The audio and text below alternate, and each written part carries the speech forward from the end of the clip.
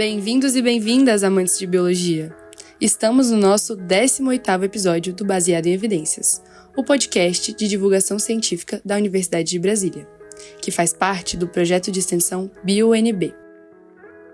Meu nome é Julia Cury, sou estudante de Ciências Biológicas e temos o prazer de conduzir essa entrevista. Neste episódio, exploraremos o processamento de sinais, importante área da engenharia elétrica que está transformando a medicina moderna. Vamos entender como tecnologias que decodificam sinais vitais estão impactando desde diagnósticos até tratamentos. Para essa conversa, recebemos a Flávia Maria Oliveira. A professora Flávia Oliveira é doutora em Engenharia Biomédica pela University of Southern California e mestre em Engenharia Biomédica pela mesma instituição. Ela também possui mestrado em Engenharia Elétrica pela Unicamp e graduação em Engenharia Elétrica pela UNB. Atualmente é professora no Departamento de Engenharia Elétrica da UNB, com foco em processamento de sinais fisiológicos, especialmente no estudo dos sistemas cardiorrespiratório e cardiovascular. Suas pesquisas envolvem técnicas de modelamento computacional e processamento de sinais, com ênfase na determinação de marcadores quantitativos do sistema nervoso autônomo, utilizando registros não invasivos como ECG, pressão arterial e respiração. Ela também investiga a interação entre a apneia obstrutiva do sono e funções autonômicas e metabólicas. Bom, primeiramente, eu gostaria de perguntar para você o que despertou seu interesse pela engenharia biomédica? Foi uma escolha intencional ou algo que surgiu naturalmente ao longo da sua trajetória? Na verdade, acabou surgindo, que meu interesse era mais na área de engenharia, em particular numa área que a gente chama de sistema de controle, que envolve também sistemas em que tem uma entrada, uma saída, que no meu antigamente era tipo uma corrente ou que varia uma tensão. E depois eu descobri que essa metodologia também é aplicada em sistemas fisiológicos, então para estudar sistemas. Então o sistema seria uma caixinha preta, que eu desconheço, no caso da biomédica, então seria algum dado do sujeito que está sendo estudado. No meu caso em particular, sinais de meu interesse, em vez de que eram corrente e tensão, passaram a ser frequência cardíaca, passaram a ser pressão arterial, passaram a ser respiração. Então, o estudo da interação desses sinais, em termos de metodologia, é a mesma que eu fazia para interação de sinais elétricos, mas pode ser feito qualquer tipo de sinal. Daí, quando eu comecei a ver aplicações nesse sentido, foi que me despertou, que eu estava exatamente na hora de escolher o que eu faria de doutorado. Tinha feito meu mestrado já. E aí eu conheci essa área quando eu fui na internet pesquisar em inglês, né, Physiological Control Systems, que minha área era Control Systems, sistema de controle, e era exatamente o título do livro do meu orientador, que acabou sendo meu orientador de doutorado, né, na University of Southern California. E aí o resto é história, como eles falam, né, eu comecei por aí. E a gente tem matérias específicas, né, de fisiologia, durante o doutorado, aí tem alunos dos dois lados, tem alunos da área de saúde querendo entrar, tem alguma base de engenharia e vice-versa, né? Eu era o vice-versa, né? Da engenharia, vendo a parte de fisiologia, biologia, então foi bem interessante a experiência, desde então estou nessa área. Legal. Bacana. E aí, muito bom conhecer um pouquinho mais da sua trajetória. E agora eu queria perguntar para você, como você explicaria o processamento de sinais biomédicos para quem está fora da área? Uhum. Qual a principal aplicação prática que o público leigo consegue perceber no dia a dia? Acho que eu vou começar da disciplina que eu dou, que é tópicos em processamento de sinais biomédicos, que tem alunos também que vêm da biologia, que vêm da engenharia. E uma das aplicações mais diretas que eles solicitam, eles querem entender, tem um grupo que trabalha com eletroencefalograma. E para eles é muito importante entender como é que eu consigo separar as influências com as diferentes frequências de oscilação, cada uma tem uma interpretação na área. O que a gente faz para separar regiões com diferentes frequências de oscilação, seja alfa, beta, gama, você usa filtros. Então, na hora de explicar filtros, então eu entro nesse detalhe um sinal que a gente capta no domínio do tempo, aqueles sinais bem ruidosos, né, do EEG, dá para você visualizar em termos de oscilações que ocorrem no que a gente chama de domínio da frequência. Uhum. Então, basicamente, entender quais são as oscilações presentes e conseguir trabalhar com isso. E como a gente usa ferramentas computacionais, Então, não entro muito no detalhe que nem precisaria entrar no detalhe da matemática da coisa, mas sim da interpretação. Então, me interessa mais saber usar a ferramenta para poder interpretar o resultado obtido. Do começo, eu começo falando a parte de filtragem, que é mais fácil, que eles já trabalham com essa parte de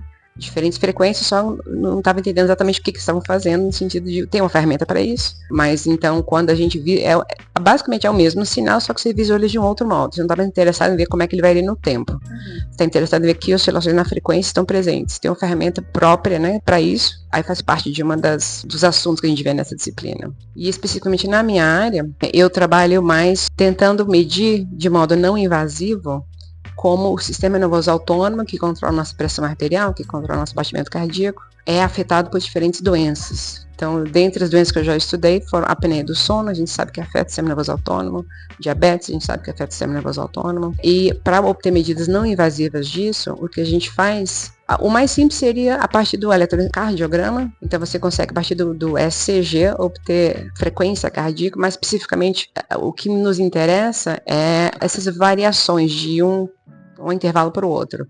Se a variação é rápida, se a variação é lenta. Então aí também está essa ideia dessas oscilações que estão presentes no sinal. Só que o sinal agora é essa variabilidade da frequência cardíaca. Então a gente usa essa ferramentas, então, similar ao que a gente usa para filtro, que é estudar esse sinal na frequência, ver que oscilações estão presentes. Eu também me interessa ver que oscilações estão presentes nesse sinal chamado variabilidade da frequência cardíaca. O que a gente faz é como se fosse uma engenharia reversa. Então, se a gente fosse medir diretamente a informação nervosa que está chegando nos ramos simpático e parasimpático, no nosso sino arterial, por exemplo, que é o nosso interesse direto, para ver como é que informações estão chegando para poder definir o ritmo cardíaco, seria muito invasivo, obviamente, muito dolorido. Então, o que a gente faz é ver o efeito dele, que é no controle da frequência cardíaca, de instante a instante, durante, por exemplo, uns 5 minutos, para entender, então, qual sistema está, se é o ramo simpático, se é o ramo parasimpático que está mais atuante. Como é que a gente consegue fazer isso? Eles, quando vem a informação do simpático, por exemplo, para o nosso sino arterial, então vem via os ramos simpáticos, a gente sabe que a ação, vocês sabem melhor até do que a gente, que a ação, então, de quando chega uma informação simpática, o processamento do neurotransmissor da noradrenalina, ativar os diferentes canais, ou melhorar a absorção do cálcio, enfim, aí tem todos os detalhes de você, envolve o segundo mensageiro. Então, até o efeito aparecer em termos de acelerar o coração, demora de 20, 30 segundos ou até mais.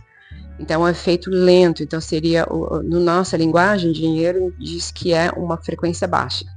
Então, então esse tipo de efeito lento, no domínio da frequência, a gente fala, ele vai aparecer como oscilações de baixa frequência.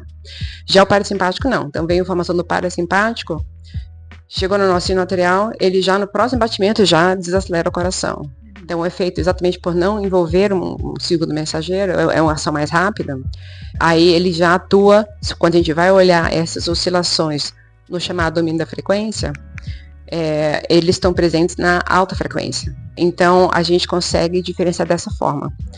Sem querer entrar muito em detalhe dessa parte do domínio da frequência, mas, por exemplo, em repouso, o que a gente chama de alta frequência, desse sinal de variabilidade da frequência cardíaca, normalmente em quem é saudável, ele tem uma área, então a gente define uma curva auricular sobre a curva nessa região de alta frequência, e essa área costuma ser maior, ou seja, o efeito parasimpático é mais pronunciado em quem não tem doença do que comparado com quem tem. Então tem muitos estudos que usam isso, não que não existam outros testes do sistema nervoso autônomo, existem, mas esse não requer, os outros costumam requerer a participação ativa do sujeito envolvido, esse não. Então, você só está captando o eletrocardiograma, por exemplo, em repouso, e a gente observa que mesmo, tem estudos que mostram, inclusive, que tem síndrome metabólica, mas não a diabetes ainda confirmada, já possui comprometimento do sistema nervoso autônomo, principalmente parasimpático. Daí, então, a gente já consegue diferenciar um grupo do outro, estatisticamente, e isso ajuda como mais informações para o médico, por exemplo. Então, essa é uma das aplicações que a gente faz desse tipo de estudo. Certo, bacana, interessante. Então você considera que essa é uma prática que o público leigo consegue entender um pouco melhor, né? Quando a gente fala da diabetes, um pouco é mais fácil as pessoas entenderem uma aplicação disso, você acha? No sentido de que qual é o efeito de uma disfunção do sistema nervoso autônomo? Então, por exemplo, a gente sabe que uma disfunção do sistema nervoso autônomo pode levar a um aumento de morte cardiovascular, pode levar a uma hipertensão arterial, pode ter envolvida nessa hipertensão arterial. Então, se o seu parasimpático está comprometido, seu coração está sempre até mais rápido, está sempre com pressão mais alta. Isso pode estar relacionado a isso. Não que não tenha outros fatores envolvidos, mas esse pode ser um dos fatores envolvidos. E é importante identificar para, se for possível ainda, haver uma intervenção, como exercício ou com algum tipo de terapia específica. A gente tem dados que mostram um comprometimento inicial, que se for detectado cedo o suficiente, você pode já melhorar a qualidade de vida do indivíduo que está acometido disso. Entendi. Então é isso, é muito importante, né, quando a gente vai falando de todos esses avanços para a saúde de uma maneira geral, né? E agora, falando um pouquinho sobre sinais biomédicos e diagnósticos propriamente, você já começou falando um pouquinho de umas coisas que a gente queria te perguntar, mas assim, na sua experiência, quais sinais vitais como frequência cardíaca ou pressão arterial são os melhores indicadores da saúde geral de um paciente? Esses dois são bem importantes, então, em termos de não só o sinal em si. Então, por exemplo, você vai no consultório, você mede sua pressão naquele instante e veja se está 12/8, o famoso 12/8, né? E se está mais alta, mais baixa. Isso, sem dúvida, já é uma informação.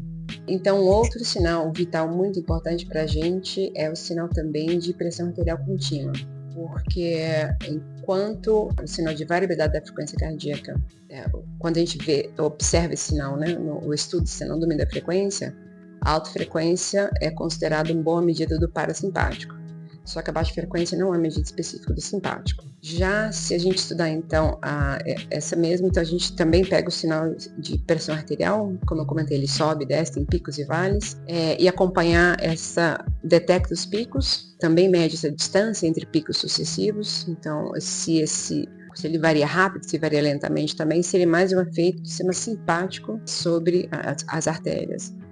E aí é considerado, então, a baixa frequência desse sinal, já é considerado uma medida mais específica do simpático. Então, tem ferramentas para obter isso que facilitam bastante. Uma das ferramentas é um programa, inclusive, feito por uma aluna que começou isso, uma aluna orientanda minha, que começou no TCC, continuou no mestrado, e hoje a gente está na versão 3, a gente já registrou a versão 1 e 2, um programa chamado CRS-ID Lab, nome complicado que a gente não conseguiu no mais curto, que já tinha dono, mas basicamente é uma ferramenta que facilita esses passos. Então, na minha disciplina, por exemplo, quando eu dou aula de processamento de sinais, mas que também tem alunos de outras áreas, o importante para mim é eles entenderem o que a ferramenta faz para interpretar os resultados. Então, se você está querendo comparar ou estudar uma população controle versus diabéticos, como a gente estava comentando, e quer ver se nessa população específica tem uma alteração do simpático, então, por exemplo, em repouso, esperei um simpático mais baixo, predominância do parasimpático. Às vezes, em alguns diabéticos, isso, como o parasimpático já está comprometido, às vezes também, só o parasimpático, mas às vezes também o simpático também está, digamos, acelerado, entre aspas. E uma medida disso, então, seria esse outro sinal de pressão arterial contínua. Se aparece agora, como a gente chama, componentes ou de oscilação mais lenta, esse é devido ao simpático. E a gente já consegue, então, ter marcadores do sistema simpático, então, mais elevados, a gente costuma observar em diabéticos ou apneicos do que quando comparado a controle. Então, são números, a gente consegue quantificar isso. Então, o importante é essa quantificação não invasiva. Então, isso aqui é importante para a gente. Perfeito. Bom, essa próxima aqui, sinto que talvez você já tenha respondido de outras formas. Aí eu pergunto e você verifica. O que torna os sinais cardíacos e vasculares tão relevantes no diagnóstico de doenças cardiovasculares e no monitoramento da saúde? Vários estudos, então, exatamente, primeiro, usam esses sinais porque são fáceis de obter. O ECG é o mais fácil de todos e a pressão arterial é um pouco mais caro, basicamente, o equipamento, mas também dá para obter esses dois sinais. E eles têm muita informação neles, principalmente desse controle, então, do seu sistema nervoso autônomo, que disfunções do sistema nervoso autônomo, como eu comentei, podem levar a morte cardiovascular, pode levar a morte cardíaca, e também são utilizados em várias áreas. Então, por exemplo, acho que, se eu não me engano, um dos primeiros estudos nessa área de variabilidade da frequência cardíaca, que usa o sinal de eletrocardiograma, foi feito em fetos, que durante o nascimento se acompanha a frequência cardíaca dos fetos, e viram que, quando começava a ter o estresse, né, estava muito demorado, basicamente se acompanha para saber se precisa intervir, ou se deixa, né, nascer naturalmente, sem intervenção médica. Então, eles acompanhavam não só a frequência cardíaca, então se está elevado, obviamente, está em distress, como chama, né? Então está na hora de intervir, mas começaram a ver que antes da média da frequência cardíaca de fato aumentar, a variabilidade, você já conseguia ver uma alteração na variabilidade da frequência cardíaca, antes de aumentar a média mesmo. Então ela estava variando, indicando já um estresse, antes de você ver um aumento de fato na frequência cardíaca. Então já era um sinal de alerta. Esse estudo foi publicado, gerou muito interesse, e aí foi sendo aplicado em diferentes áreas em que se sabe que o sistema nervoso autônomo é afetado. Vieram outros estudos, essa foi da década de final da década de 60, se não me engano, e desde então também com o aumento de poder de processamento dos computadores também facilitou esse processamento também, foi ficando mais barato também fazer isso, e tem hoje equipamentos que são vendidos que já fazem isso. Então já medem, além da sua frequência cardíaca, a variabilidade já está lá no equipamento também, de tão importante que ela é em diferentes áreas. Essa questão da variabilidade é uma questão que a gente não pensa diretamente, Isso, né? Isso. Então, importante, interessante saber disso também. Agora, passando um pouquinho para uma parte mais de desafios técnicos. Queria te perguntar quais são os principais desafios no desenvolvimento de modelos matemáticos para sistemas cardiovasculares e como a engenharia biomédica tem superado essas barreiras. Bom, os desafios em termos de aquisição de sinais, acho que vários já foram tratados, que tem muita interferência de outros sinais. Tudo que outros sinais que a gente não quer captar acaba sendo ruído, né? Que a gente precisa lidar com isso. Então, muitos deles já foram enfrentados. Um outro desafio no modelamento matemático específico é que algumas técnicas exigem com suposições que nem sempre são verdade. Então, por exemplo, quando a gente exatamente utiliza análise, o que a gente chama de análise espectral, que é, a partir do sinal no tempo, aplicar essa ferramenta para visualizar que componentes oscilatórios estão presentes, você está assumindo que esse sinal de variabilidade, ele é o que a gente chama de estacionário naquele tempo de observação. Significa o quê? Significa que, ao longo daquele tempo, a média dele e o desvio padrão dele, em qualquer trecho, seria o mesmo. Na prática não é bem assim. Em repouso é mais próximo, isso pode ser assumido. Então, basicamente, são requisitos que a ferramenta exige para uma correta interpretação dos resultados. Então, se o seu sinal, por exemplo, se você for aplicar essas técnicas que exigem um sinal estacionário, por exemplo, a sua frequência cardíaca média não varia nesse intervalo de 5 minutos. Se você aplica isso para um corredor, essa técnica não pode ser aplicada, porque aí o resultado vai ser bem diferente. Então, você vai querer interpretar com a mesma lógica, só que não vai bater, porque a técnica não foi feita para isso. Então, você tem que, basicamente, escolher a técnica correta para cada caso. Acho que o desafio seria, então, técnicas mais avançadas conseguem lidar bem com variações, então, desse sinal, só que a interpretação começa a ficar complicada. Ainda não está muito clara a interpretação de outras técnicas que não exigem estacionalidade. O que isso significa em termos fisiológicos, né? Que mecanismo está sendo afetado? Então, né, isso ainda tem vários estudos que usam técnicas mais avançadas de análise, só que os resultados finais a gente ainda não sabe bem como interpretar. Sabe, é o suficiente, por exemplo, para a gente diferenciar novamente, se você quer ver se o sistema nervoso autônomo está afetado ou não quando comparado ao controle, são métricas eficientes para isso. Agora, não necessariamente especifica que mecanismo está sendo afetado ou de que forma. Então, esses outros técnicas mais tradicionais já está mais estabelecida a interpretação. Mas a ciência é assim, né? Vai evoluindo, a gente vai aprendendo cada vez mais e tentando entender com vários estudos em conjunto, né? Vão elucidando o que essas novas técnicas significam. E acho que vai ficando mais claro, né, com o tempo. Entendi. Então esses desafios são mais no sentido das coisas novas que vão surgindo do que no sentido dessas outras que já estão mais conhecidas e sendo aprimoradas, é isso?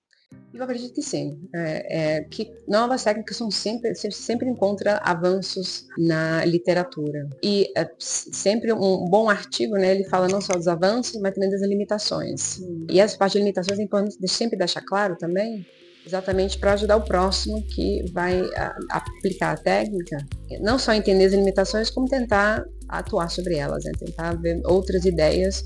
Então, por isso que eu também gosto dessa área, por ela ser interdisciplinar, que chama a gente de várias áreas. Então, tem um paper que foi, acho que foi da década de 80, que envolveu um número enorme de cientistas de diferentes áreas, engenheiros, pessoal da área de biologia, área de fisiologia, médicos, para estabelecer padrões, tanto de medição quanto de interpretação de dados da variabilidade de frequência cardíaca. Ele é sempre citado, mas ele foi possível porque envolveu gente de várias áreas, cada um comentando dos desafios de cada área específica, em termos de interpretação, em termos de medição, e aí vieram que basicamente ficava difícil. Até então, cada área, se você faz, por exemplo, durante um tempo diferente de medição, 5 minutos versus 10 minutos, os resultados são diferentes. Então a interpretação é outra. Então fica difícil comparar estudos entre si.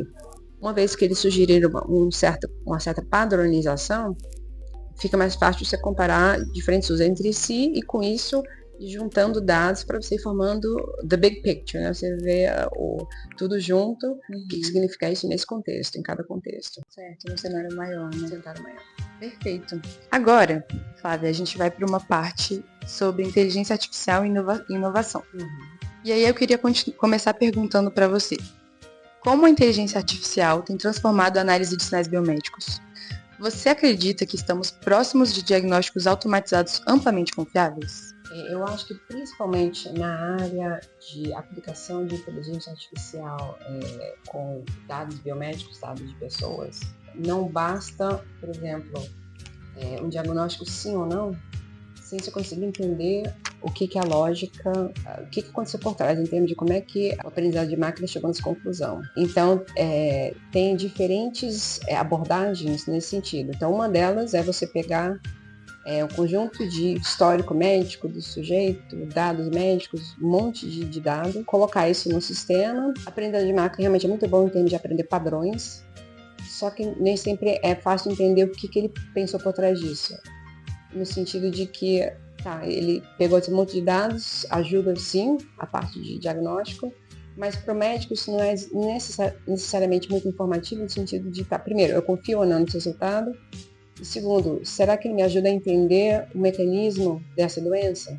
O que essa doença afeta no sujeito e onde eu posso intervir? Eu já, por exemplo, o que eu faço quando eu aplico a aprendizagem de máquina, é usar exatamente índices, por exemplo, de variabilidade da frequência cardíaca, variabilidade da pressão arterial e outros que eu também trabalho, que por si só eles já são índices, mas que significam alguma coisa. Então tem uma interpretação fisiológica e não só isso, eu também aplico, então primeiro eu dou esses dados, eu já vi um artigo fazer a diferença entre blind approach, que é exatamente isso, você pega um monte de dados e põe no sistema e ele fala sim ou não, e você tem a menor ideia do que está fazendo.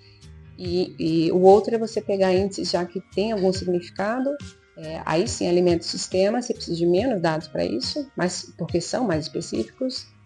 E você também usa o que a gente chama de uma explainable AI, né? Que AI, que ele você consegue colocar técnicas para entender dentre essas métricas que eu estou dizendo, por exemplo, de variabilidade da frequência cardíaca, variabilidade da pressão arterial, quais foram mais importantes para que essa aprendizagem de máquina chegasse à sua conclusão. Então isso te ajuda a entender, bom, se ele considerou a alta frequência, então da variabilidade da frequência cardíaca como mais importante para diferenciar, por exemplo, controle de diabético, então eu sei que a diabetes envolve comprometimento do ramo vagal, que afeta vários outros sistemas também. E aí eu sei o que está sendo afetado e, primeiro, eu confio no resultado, porque eu sei que isso aí seria esperado, mas eu também o aprendizado de máquina pode achar alguma coisa que eu não esperava diretamente, mas que faz sentido no contexto e me ajuda a elucidar alguns mecanismos que estão por trás dessas disfunções observadas que eu não havia pensado antes, mas que com esses resultados interpretativos, que eu consigo interpretar então isso me ajuda a entender melhor a doença. Então eu acho que o IA ajuda, mas principalmente IA no sentido de também aplicar técnicas para a gente entender o que ele pensou, digamos assim. Então tem métodos para que você pega o resultado dele e aplica essa técnica para saber quais dentre esses métodos que você está utilizando foram mais importantes. E aí isso já seria o IA explicativo, e aí eu trabalho mais nessa área, que eu acho mais útil, digamos, para quem é da área de saúde, e não só um sim ou não como resposta. Entendi.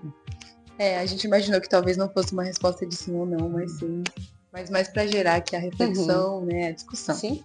Existem momentos em que os resultados da IA desafiam a interpretação até dos especialistas, você diria? O que isso nos ensina sobre a integração de humanos e máquinas no diagnóstico médico?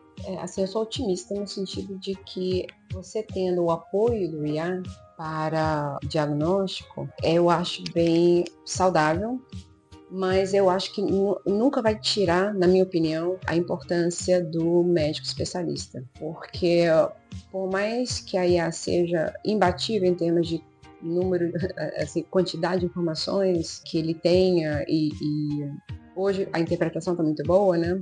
Mas ainda, vez por outra, gera resultados meio estranhos, digamos, que não seriam esperados, que exige que você, como você perguntou assim, se tem algum resultado inesperado, né? Às vezes sim, às vezes é um resultado inesperado que, investigando mais a fundo, ajuda até você entender melhor o que está acontecendo, e às vezes pode ser um glitch, alguma coisa assim, que não é bem aquilo, mas só realmente quem é especialista da área é que pode chegar, assim, precisa basicamente de um médico especialista ainda, na minha opinião, e outros profissionais também da área, para usar isso de uma maneira que de fato faça sentido e que ajude o paciente. Então, desafios, né, que a gente sabe que IA tem limitações, não sei se você já ouviu falar o termo de alucinação, então continua tendo, diminuiu bastante, mas sem querer dar o nome do programa, mas todo mundo conhece, a gente pedir referências para o programa, ele inventava referências com dó e tudo, você vai atrás, não existe. Sim. Mas era verossímil, pesquisadores que eu conhecia o nome, mas eu nunca tinha visto aquele artigo. Não é à toa, porque não existia o artigo. Isso acontece em outras não só nessas generativas, como também quando você coloca um monte de dados para serem processados, pode ser que venha uma informação ou outra que de repente ele captou alguma informação que não era bem aquilo que você queria. Então tem um outro exemplo que eu já vi num livro exatamente sobre IA explicativa, de que diferentes fotos, nesse caso eram fotos de cachorro, que ele tinha que diferenciar entre cachorro e lobo. E ele aprendeu bem a diferença entre fotos de cachorro e fotos de lobo, que são, dependendo de alguns, são bem parecidos. E aí quando aí o livro explica, isso fez quem foi o pesquisador, mas foi tentar entender o que o computador via nessas imagens para saber qual que era o cachorro, qual que era o lobo, ele não olhava para o cachorro, olhava para o fundo. Então, se o fundo estivesse fora, assim, no mato, era o lobo. Essa é a questão. Você não sabe o que ele está olhando e que se é isso que você quer que ele observe. Você não quer que ele veja o fundo e detecte que esse é o lobo. Então, isso também acontece com dados médicos. Então, você quer que ele olhe o lobo e identifique o lobo e não o fundo. Então, pode ser que dados sejam de fato não relevantes, que ele está utilizando para levar uma dada conclusão, ou aí já não interessa, ou são dados relevantes que não sabia que eram relevantes, e ele está te ajudando a chegar nessa conclusão. Só que você só vai perceber se você trabalha na área e entende se aquele resultado poderia estar ligado a algum mecanismo que você sabe que existe, mas que até então você não tinha pensado que ele poderia ter sido afetado por essa doença. Então, nesse caso, ajuda. Certo. Mas eu acho que eu nunca tiraria o posto profissional de saúde nesse sentido. Assim, sobre essa questão toda da inteligência artificial, né, mesmo sendo criada por seres humanos, a gente ainda está descobrindo muitas coisas, até as próprias pessoas que criam esses programas. E eu acho que também fica muito, às vezes, essa sensação de mágica, né, de que é uma mágica. E quando a gente vai vendo que tudo funciona a partir de uma programação, de um algoritmo, a gente vai vendo essas coisas. Então, muito curioso esse exemplo do lobo e do cachorro. A gente não sabe exatamente como ele está chegando até aquela informação, né? Então, para a questão médica, isso é muito relevante. Sim. Porque depende dos dados que ele está utilizando. Exatamente. Mas, de fato, assim, eu vejo muitas pessoas que, se você sabe usar bem, te leva a muitos lugares. Sim. Então, se você pede uma referência dele que é um artigo, é um pouco complicado. Você vai ter que realmente buscar os artigos que você quer e ver se eles existem. Antes disso, não vai usar IA. Mas para algumas coisas, para te ajudar a conduzir para certos lugares, às vezes achar algumas soluções diferentes, né? Isso. Então, isso é muito bacana. Eu gostei muito da sua pontuação. E por fim, sobre essa parte da inteligência artificial, eu queria te perguntar, se, na sua opinião, quais os maiores benefícios e limitações do uso da inteligência artificial para os diagnósticos preditivos em sinais cardíacos e vasculares. Você falou um pouquinho agora que não despreza, né, a integração do humano e máquina, que tem esses perigos, essas coisas para ficar atento. Também não foi uma pergunta de sim ou não, mas assim, se você consegue perceber os maiores benefícios e maiores limitações dentro desse contexto dos sinais cardíacos e vasculares. Então, eu acho que tem o potencial de trazer muitos benefícios, sem dúvida nenhuma. porque é uma ferramenta bem poderosa, tem muita informação codificada nesses sinais de variabilidade, nesses sinais tanto de frequência cardíaca quanto de variabilidade de pressão arterial, que a gente pode ainda não detectar. Tem outros sinais, por exemplo, esse próprio sinal de fotopletismografia, essa nova versão, como eu comentei desse programa que a gente fez, agora também trabalha com esse sinal, e tem vários estudos que estão detectando não só picos e vales, como também formatos, como também derivadas desse sinal, derivada segunda desse sinal, enfim, são outras variáveis que estão envolvidas no sobe e desce desse sinal, que podem trazer informações, e você analisando isso com o apoio de uma linguagem de inteligência artificial ou de uma aprendizagem de máquina, certo, ajuda você então a processar começa a ficar um número grande de dados também, mas ele pode te ajudar então na hora de interpretar esses resultados, na hora de juntar tudo. Então nesse sentido eu acho uma ferramenta valiosa, sem dúvida, com aqueles caveats, né, que a gente comentou. Perfeito. Com parcimônia pode ser muito bem eu acho utilizado, que sim, né? sem dúvida. Bacana. Bom, e agora a gente vai para o nosso penúltimo bloco de perguntas, que é sobre ética e privacidade. Bom, com o uso crescente de dados de pacientes para treinar sistemas de IA, como a ética e a privacidade estão sendo abordadas na engenharia biomédica? É alguma coisa que você teve em contato com essa parte específica, assim? Então, eu não coleto dados, eu trabalho com dados já disponíveis, e o que se faz, então tem dados que são abertos, que aí não tem nenhum tipo de identificação em termos do sujeito, a não ser, às vezes tem uma idade, mas é uma idade aproximada, e outros que são restritos, mas que você pode pedir acesso, contanto que você faça um curso exatamente de ética nessa parte de análise de dados de pessoas. Aí os dados que eu te forneço, eles já passam por um programa para, eles chamam de de-identify, que eles mudam as datas de nascimento para o futuro, mas para não bater, assim, vai bater num certo intervalo de idade, mas não vai ser exatamente aquela idade. A ideia é que, e meio que aleatório, mais consistente com todo mundo, no sentido de quem é jovem, quem é idoso, mesmo com essa nova numeração.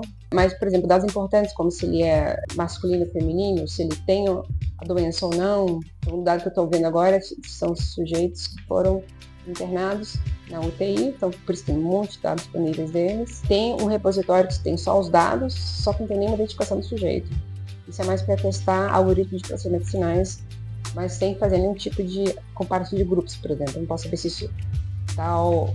então, por exemplo, eu posso pegar um eletrocardiograma e analisar, comparar sujeitos diabéticos de controle, que eu não sei quem é quem. Para poder ter acesso a isso, você precisa sim fazer um curso online que eles têm, para entender a importância de você manter ética, né, na hora de trabalhar com esses dados de pessoas, que precisa ter o cuidado e respeito na hora de trabalhar com esses dados. E então a gente acaba tendo um pouco mais de acesso a esses diagnósticos, que para a gente é importante, na hora de detectar se esses índices fazem sentido. Então não basta processar os sinais e obter os índices, mas ver se eles de fato fazem sentido. Aí você tem que testar.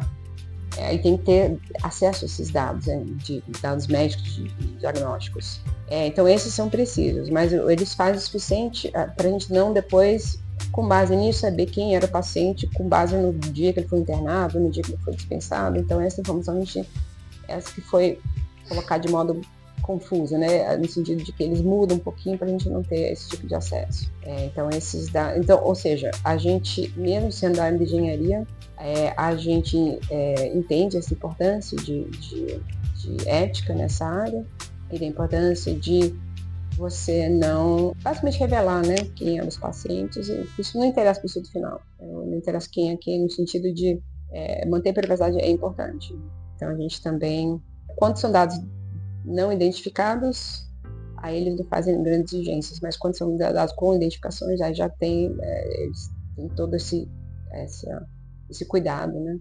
De mesmo a gente tendo muito dado do sujeito, não é possível depois identificar cada um separadamente, e dizendo pra gente também que alguns dados você não pode também reportar. Essa questão da ética na medicina, nas ciências de uma maneira geral, ela tem, de uns anos pra cá, já tem sido muito mais presente, né? Mas com essa questão toda da IA, muda tudo. Essa base de dados chamada Physionet, tem várias bases de dados, essa é uma delas. Lá eles falam qual é, vou esquecer o nome do programa também que eles usam. Certo. Mas é um programa, acho que padrão ali que eles usam, mas que faz dados sensíveis, como dado de nascimento, Sim. E eles fazem essa mudança, né, de meio que, se a pessoa tem 20 anos, meio que mantém ela mais ou menos com 20 anos, só que joga a data lá para frente, e uma data fictícia, mas todo mundo meio que com a mesma escada, daquele mesmo grupo. Sim. Então ele segue o mesmo padrão, só que não é exatamente o mesmo número, senão você conseguiria fazer a operação inversa e voltar. Sim. Mas de boa, você não consegue fazer uma operação inversa, porque cada um é meio aleatório, mas segue um certo padrão, mas tem uma certa aleatoriedade, de tal forma que você depois não consegue, mesmo querendo voltar para essa informação que é bem de data de nascimento, você consegue já mapear naquele hospital, com aquele data de nascimento naquela época que ele foi internado, aí você teria como achar quem era o sujeito. Mas faz então que não tem como a gente, mesmo querendo rastrear, não consegue achar o sujeito. Entendi. Importante, né, todo esse mecanismo, mas me pergunto também sobre essa questão de, às vezes, a localidade ou coisas muito específicas podem ser importantes em uma coisa que nem se imagina, né? Então, tem esses dois lados do cuidado com a IA, para quando você vai inserir alguma informação nela, porque se você for utilizar para um diagnóstico, você vai inserir informações nela, né? E também resguardar o paciente sem também se privar de informações importantes. Imagino que seja um trato difícil de equilibrar às vezes, né? Muitos estudos também exigem que tenha o consentimento do paciente, né, que está sendo estudado. Sem isso, ele nunca participar de estudo, você não usa o dado dele. Certo. Então, esses todos entraram nesse estudo com esse consentimento. Também tem essa parte importante também. Perfeito. E partindo para outra pergunta nessa parte, que ela já tem um pouco a ver com isso, com o último bloco de perguntas também, que é o seguinte: você acredita que dispositivos como os smartwatches, que tratam esses relógios inteligentes, que tratam os dados dos usuários de maneira segura, então se você acha que eles tratam dessa forma, e quais cuidados os usuários devem adotar ao compartilhar essas informações? Então ele capta várias coisas, né? A questão da frequência cardíaca, tudo isso. E é uma coisa que parece muito simples, é uma coisa que parece só facilitar o nosso dia a dia. E a sua opinião, se você acha que de fato ele tem essa importância de fazer essa coleta diária, se você acha que tem esse papel, se tem algum tipo de cuidado que tem que ter com esse tipo de coleta de dados. Essa pergunta é mais nesse sentido. Então, esse conjunto de dados, primeiro tem os entusiastas, né, de dados de saúde que gostam de ter esses dados para si. Então, gostam de analisar, depois de um treino, por exemplo, se a sua variabilidade de repente está mais baixa. Quando a gente fala mais baixa, você está se referindo a de alta frequência, né? Então, você se esforçou demais e aí você ainda precisa se recuperar. Então, tem pessoas que usam isso para ver quando é que poderia voltar a treinar pesado. Eles têm sites que ajudam eles a interpretar esses resultados que estão sendo dados pelo smartwatch específico, tem programas associados a isso, né? Aí tem essa linha que aí é mais pessoal, para você que está olhando seu próprio dado. E tem outros sujeitos, e tem outras, fora a questão de queda, essas coisas também, né? Então, isso também seria algo importante. Mas em termos de coleta de dados, aí eu já não tenho muita familiaridade em termos dos programas em si, mas, por exemplo, você compartilhar essa informação com o seu médico, talvez fosse algo interessante, porque exatamente por acompanhar você no dia a dia, então não só durante alguns minutos de observação, talvez veja alguns padrões que não foram detectados naquele tempo que você estava submetido aos equipamentos. Então pode ser que detecte alguma coisa ao longo de alguns dias, por exemplo, que seja de alguma preocupação, ou que deva despertar alguma preocupação em seu médico.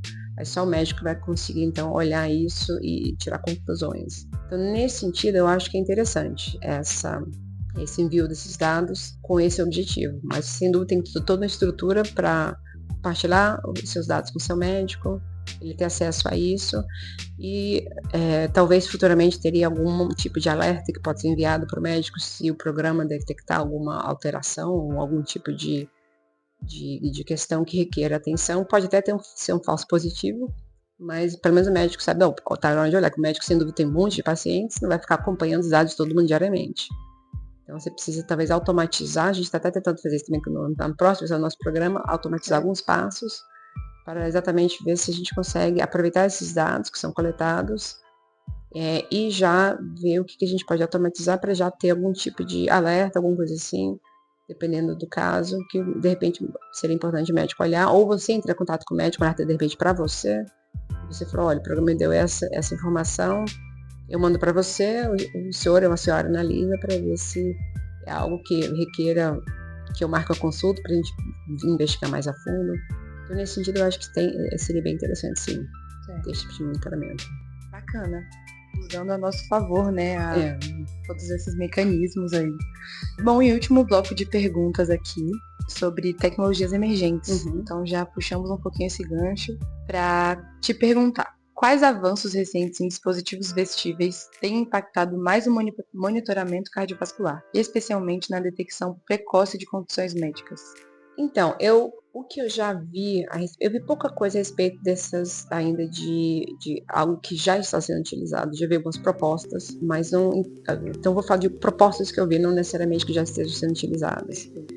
Um deles é nessa parte realmente de eventos cardíacos. Então, de repente, a pessoa que tenha alguma propensão a desenvolver alguma doença cardiovascular, que às vezes a pessoa até tem um ataque, né, popularmente vai de ataque cardíaco, alguma coisa assim, e não sabe que teve. Então, sente alguma coisa, mas não sabe identificar. Algumas pessoas já é mais evidente, outras nem sempre.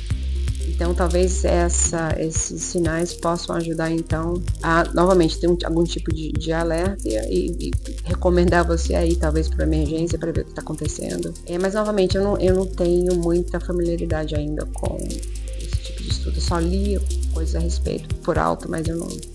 Perfeito. Detalhes. Na pergunta anterior, a gente estava falando dessas coisas e você falou um pouquinho de uma que você está começando a... Você quer falar um pouquinho sobre isso? Não peguei exatamente o termo que você usou, mas na pergunta anterior você falou de algumas coisas que estão sendo desenvolvidas, que você ouviu sobre. Isso, é de um sinal específico que além Então, sinais que me interessam, então, além de frequência cardíaca, pressão arterial contínua, respiração também, tem esse sinal de fotopletismografia, que a gente consegue, colocando o infravermelho aqui no dedo, obter informações, então, que seriam parecidas com o que a gente, por exemplo, a partir desse pode obter informações de frequência cardíaca também. Sobre essa questão dessas detecções, desses dispositivos, tem mais alguma coisa que você consegue pensar que gostaria de compartilhar com a gente sobre tecnologias emergentes que estão sendo desenvolvidas? A gente está sempre em busca dessas índices, né, métricas que possam auxiliar não só no diagnóstico, mas também na previsão de mortalidade, na previsão de algo nesse sentido. Então, além desses sinais de eletrocardiograma, pressão arterial, respiração, o que eu tenho visto são novas medidas que a gente pode obter a partir do sinal de fotopletismografia, que é esse sinal que a gente obtém colocando um sensor infravermelho no dedo para ir acompanhando as variações de pulsação ou de fluxo, na verdade, né, do sangue, né, no dedo. E tem diferentes artigos que estão propondo diferentes aspectos desse sinal, tanto mais relacionado à morfologia mesmo do sinal. Então, diferentes pontos ao longo do sinal que teriam diferentes interpretações, que é um sinal rico em informação que a gente ainda há muito o que estudar, basicamente. Então, ainda há muito o que desenvolver. O que é ótimo, porque tem ainda uma grande área de pesquisa. Sempre vai ter, né? Sempre a gente vai descobrindo o que mais que a gente pode pesquisar para nos dar mais informações. E aí essa é uma área que eu tenho visto com muitas propostas de diferentes pesquisadores para tentar padronizar também. Então tem várias propostas, mas ainda também a parte de interpretação também é importante. Então alguns pesquisadores estão propondo, além de vários sinais, padronizar a nomenclatura também do que querem desses sinais, ou do que querem desses diferentes pontos identificados nesse sinal, até para ajudar a entender os resultados de todos os estudos, então, se houver uma padronização ajuda, e também em usar isso como mais uma métrica que a gente pode alimentar uma IA, por exemplo, para nos ajudar a entender o que está acontecendo com os sujeitos. E sempre eu vejo nessa abordagem de uma IA explicativa, então sempre nessa abordagem de uma IA que, a partir desses dados, nos ajuda a identificar mecanismos envolvidos na progressão de uma doença, ou que estejam envolvidos por que esse sujeito estaria mais propenso a um problema cardíaco do que esse outro. Então, o que você IA usou para chegar nessa conclusão. Então, de repente, ele vai identificar um índice que a gente não havia observado antes, ou não usava antes, que é importante, então todo mundo, ou a maioria desses sujeitos tem isso desse jeito, com esse tipo de formato, com esse tipo de valor, que de repente seria interessante a gente observar mais atentamente. Então acho que todos os dados fisiológicos têm muita informação, alguns a gente já entende, outros não tanto. Enquanto o médico ele olha, por exemplo, o formato do ECG, que é muito importante, tem muita informação lá, essa informação escondida, digamos, a frequência cardíaca nesse intervalo do RR não está visível a olho nu. A gente não consegue olhar para o sinal do domínio do tempo e tirar conclusões a partir dele. A gente precisa colocar processamento de sinais, daí apoio de nós engenheiros, para tirar essas informações que estão lá, mas que não são facilmente visíveis. Mas você aplicando técnicas apropriadas de processamento, você consegue tirar, né, você consegue recuperar desses sinais e aí ajuda o médico, então, com mais dados ainda, a diferentes interpretações. Certo. Então, acho que a engenharia tem, além do apoio em equipamentos, que é o mais óbvio, né? Diferentes equipamentos de tomografia e outras coisas, de raio-x, de vários outros tipos de equipamentos. Essa parte de processamento de sinais também não é tão clara, essa contribuição, no sentido de não é tão visível, mas é super importante também, porque ajuda a pegar as informações invisíveis ao olho nu, digamos assim, entre aspas, colocando técnicas que a gente está acostumado a colocar em outros tipos de sinal, colocar nesses sinais fisiológicos e obter informações extras. Então, algumas já conhecidas na área, outras que estão sendo propostas, cada dia novas sugestões são feitas e a gente vai evoluindo a partir daí. Perfeito. Bom, e partindo para a próxima pergunta, como tecnologias portáteis, como eletrocardiogramas pessoais, têm mudado a qualidade de vida de pacientes com condições cardiovasculares crônicas? Não sei se eu saberia dizer especificamente com problemas cardíacos crônicos, mas eu sei mais de aplicações em sujeitos, por exemplo, que têm apneia do sono. Sujeitos apneicos, eles, se a apneia não for tratada, você, por exemplo, colocando uma máscara CPAP, né, de pressão positiva, que basicamente ele detecta quando você... Então, por exemplo, tem uma apneia chamada apneia obstrutiva, que é quando, ao dormir, você relaxa os músculos, os veios aéreos superiores elas colapsam, travam literalmente a sua respiração, e você ainda tem esforço de diafragma tentando respirar, mas não tem como entrar o ar. Aí você tem micro despertares ao longo da noite, você nem lembra, mas cada micro despertar desses leva a aumento do simpático, aumenta a sua frequência cardíaca, e esses eventos ao longo do tempo vão prejudicando seu coração.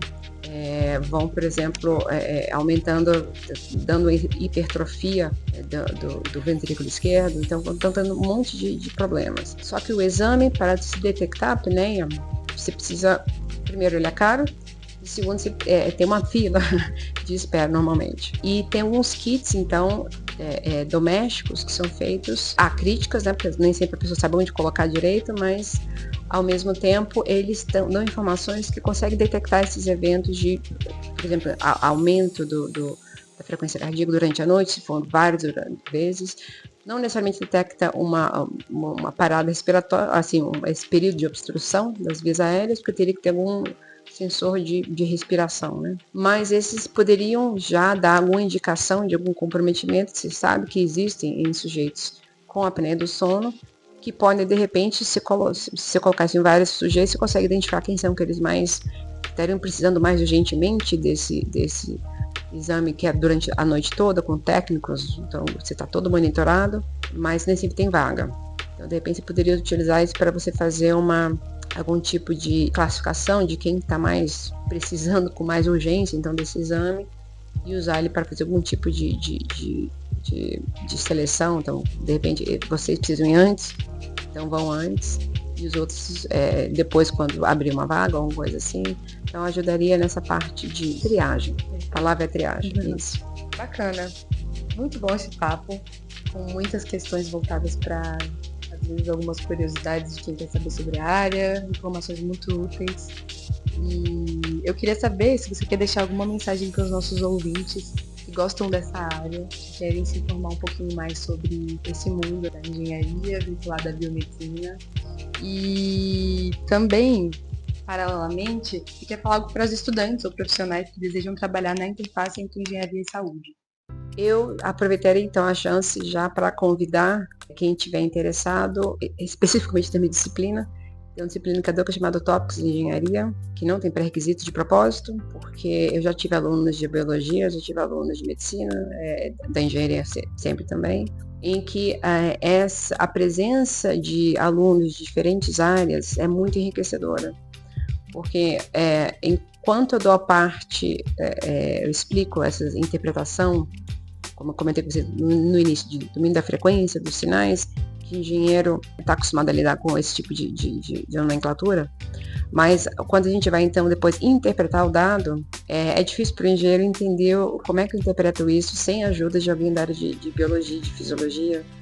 Então, como eu já dei esse curso algumas vezes, eu já dou há mais de 10 anos de curso, eu venho observado que essa interação em sala de aula, então, por exemplo, eu tenho muito trabalho em grupo, de propósito. E esse trabalho em grupo é muito interessante quando tem alunos de diferentes áreas, que um ajuda o outro na área em que ele entende melhor e vice-versa, né? Assim, e vai aprendendo o da outra área. E você também aprende a comunicar com alguém de uma outra área.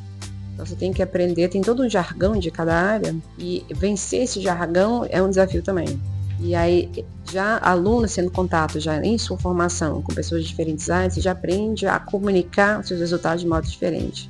E, então, não só essa parte de você entender esses detalhes, o que faz o parasimpático atuar em alta frequência, o que faz o simpático atuar em baixa frequência. Quem é da biologia sabe essas partes de mensageiro secundário, outras coisas, detalhes que o engenheiro nunca viu na vida. E vice-versa, a parte de filtragens. Então, o engenheiro está acostumado a lidar com isso, quem é da biologia nunca viu isso antes. Mas com essa interação, né, eles em grupo fazendo trabalhos que eu vou bem passo a passo, introduzindo os conceitos, acho que um ajuda o outro a entender melhor e a conseguir aplicar isso. Então, meu ponto principal no final, você basicamente aplica isso em dados, você escolhe os dados, pode ser dados que você possa estar trabalhando, dados de sites disponíveis, mas para você poder entender como aplica em dados reais. E como uso ferramentas matemáticas computacionais, você não precisa entender de programação, são ferramentas fáceis de usar. No sentido o desafio é entender o resultado, né? E saber interpretar o que ele te dá. Não os detalhes de implementação, que aí já não é bem o foco da disciplina. E aí isso, acho que ele leva essa comunicação, né, que se aprende a ter com pessoas de diferentes áreas para a vida depois profissional. Então, e na vida profissional, eu já fui em uma conferência, quando ainda fazia doutorado, que eu apresentei o meu trabalho, no final ficaram 2 médicos que eram do INCOR, eles estavam no exterior, mas eles eram do INCOR, foram lá para essa entrevista, para essa conferência, e me chamaram depois, quando eu terminasse, para passar lá, e eu já fui realmente, que eles precisavam exatamente de ajuda em dados com pessoas apneicas, pacientes que tinham problemas cardíacos, em particular uma hipertrofia do coração, que inclusive atrapalhava a saída do sangue do coração para a artéria aorta. Mas eles também tinham apneia de sono. E a dúvida era, será que eu coloco uma máscara de CPAP, de pressão positiva, só que isso vai aumentar a pressão intratorácica, que pode atrapalhar a questão do coração.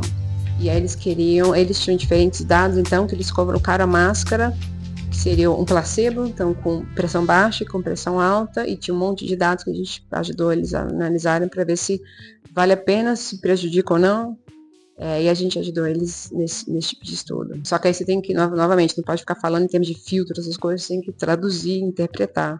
Então exige um esforço dos dois lados, né, do engenheiro a entender um pouco de fisiologia para poder explicar, contextualizar corretamente e vice-versa também, né? Quem nunca trabalhou com essa área entender um pouco da terminologia, mas novamente só o suficiente para você poder entender, passar o seu recado, basicamente, né? A interdisciplinaridade, ela sempre traz soluções incríveis, né? Ela não é Sem dúvida. Ela não é só interessante, como ela é necessária. Sim, eu acho também. O progresso, né? Acho que o futuro é isso, né? Não é uma pessoa especializada em várias áreas que nem dá. As especialistas se reunirem, trabalharem conjuntamente em um problema que cada um vai trazer um aspecto que o outro não havia pensado, que não é bem o que ele faz. Mas o outro que vê, mas eu vi esse problema nesse outro contexto, que talvez seja aplicado nesse contexto biomédico. Então esses insights também são de profissionais de outras áreas, são bem importantes também. Perfeito. E sobre essa sugestão que você deu, né, essa dica, que você falou sobre estudantes que gostam disso, etc. A gente tem público que não é só da UNB de Brasília. E aí, se você tem algum recado para as pessoas que talvez tenham despertado um interessezinho por essa área agora, que ouviram o podcast e se interessaram, pode ser uma questão pessoal sobre a sua trajetória ou algo assim que você queria falar para pessoas que talvez tenham se interessado por isso. Talvez quem esteja pensando em, talvez jovens que ainda não tenham decidido a sua carreira e que estejam pensando onde queiram atuar, ficar aberto a essa possibilidade depois de uma graduação em sua área, talvez durante a graduação também pegar matérias de outra área para começar a ter contato com outra área de interesse. Às vezes é difícil a gente até, muito jovem, não saber exatamente que área, onde você quer entrar, que muita coisa lhe interessa. Às vezes não, às vezes tem pessoas que já sabem exatamente o que quer, mas não é a regra, na minha opinião. Eu não sabia muito bem o que eu queria. Até descobrir engenharia, eu sabia que eu gostava de exatas, sabia que eu gostava de física, sabia que eu não queria fazer nem matemática nem física, mas queria fazer algo que integrasse isso. Aí descobri engenharia, novamente, tinha 5 engenharias aqui na UNB, qual que eu vou pegar? E aí você vai descobrindo diferentes, ao estudar, né, descobrindo diferentes aplicações. Eu acabei entrando na mecânica, ao entrar na mecânica lá dentro vi que não era bem isso, um curso de introdução à engenharia mecânica, que eu lembro que na época tinha um hangar, isso não tem muito a ver com biomédica, mas tinha um hangar da Transbrasil, na época, que era uma empresa aérea que existia aqui. E aí ele começou a falar do sistema de controle, da aeronave. Mas vocês são da mecânica, né? Vamos lá ver os motores. Eu falei, peraí, essa parte estava interessante. Aí comecei a ver que talvez essa área, que era algo mais nesse sentido. Aí aqui dentro, realmente, eu troquei para engenharia elétrica, depois do 3º semestre. E mais para frente, aí descobri a aplicação disso na biomédica, né? E aí eu estava exatamente na época de decidir o doutorado, como eu comentei com você no início, e vi que foi até lendo um trabalho de um aluno de mestrado, estava na banca dele, ele tratava desse tema, aí entendi, peraí, mas o que eu faço só com outros dados, né? E aí fui tendo esse contato e acabei fazendo um doutorado na área de basicamente sistemas de controle aplicados na biomédica, né? Então era o que eu fazia, mas com outros sinais, outras interpretações, aí estudar toda essa base. Então, talvez estar aberto a diferentes contribuições de diferentes áreas é importante. E se conversar com pessoas de diferentes áreas também, acho que é importante também. E estar aberto a essas sugestões que você às vezes não pensou, de quem é de outra área, então essas interações com outras áreas é importante. Especialização, sim, é importante também, para você poder ter os insights, mas contribuições de outras pessoas também de outras áreas, é sempre importante manter a comunicação com muitas pessoas de diferentes áreas, de repente, é interessante. Legal. Sempre importante ao longo da vida, né? São coisas tão específicas, a sua área é uma área tão específica, né? Imagino que demorou um tempo até entender que era uma possibilidade até. Sem dúvida. Então, bom, Flávia, muito obrigada por essa conversa. Obrigada pelo seu tempo, por todos esses esclarecimentos. E a gente fica por aqui. Eu que agradeço o convite. Foi assim que eu nem conhecia também esse podcast, bom que eu vou também divulgar entre os meus alunos para conhecerem melhor. Eu acho que isso é bem interessante. Tive dando uma olhada em alguns podcasts que estão disponíveis. São bem interessantes mesmo. E parabéns pela iniciativa de vocês. Obrigada. Chegamos ao final deste episódio do Baseado em Evidências. Professora Flávia Maria, foi um prazer ouvir suas explicações e entender melhor como a engenharia contribui para a medicina e a importância do processamento de sinais no nosso cotidiano. A vocês que nos ouviram, esperamos que tenham aprendido tanto quanto nós. Se gostaram, não esqueçam de seguir o Baseado em Evidências no seu player favorito e compartilhar com seus amigos. No próximo episódio, continuaremos explorando temas fascinantes do mundo da ciência. Fiquem atentos e até lá!